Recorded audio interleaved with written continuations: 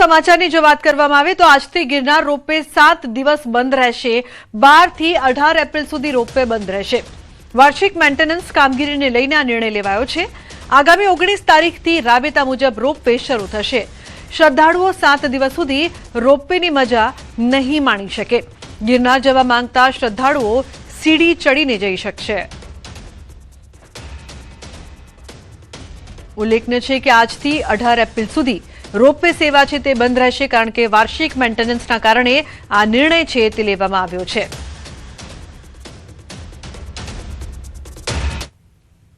Surendranagar Limbdi Ahmedabad national highway પર gas લાઇનમાં અચાનક આગ લાગતા દોડધામ મચી છે। હાઈવે પર આવેલા મીઠાપુર ગામના પાટિયા પાસે અચાનક ગેસ લાઇનમાં આગ લાગતા અફરાતફરી સર્જાઈ હતી।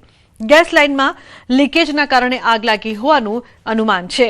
ગેસ લાઇનમાં આગને કારણે આકાશમાં ધુમાડાના ગોટે ગોટા ઉડતા આસપાસથી પસાર થતા વાહન ચાલકોમાં ડરનો માહોલ જોવા મળ્યો। લોકો દ્વારા ગેસ કંપનીની ટીમ તેમજ ફાયર ફાઇટરની ટીમને જાણ કરવામાં આવી હતી। તો મીઠાપુર ગામના પાટિયા પાસે આગ લાગવાની ઘટના આગ લાગ્યા બાદ અફરાતફરીનો માહોલ જોવા મળ્યો હતો। ઉલ્લેખનીય છે કે ગેસ લાઇનમાં લીકેજના કારણે આગ લાગી હોવાનું પ્રાથમિક અનુમાન છે।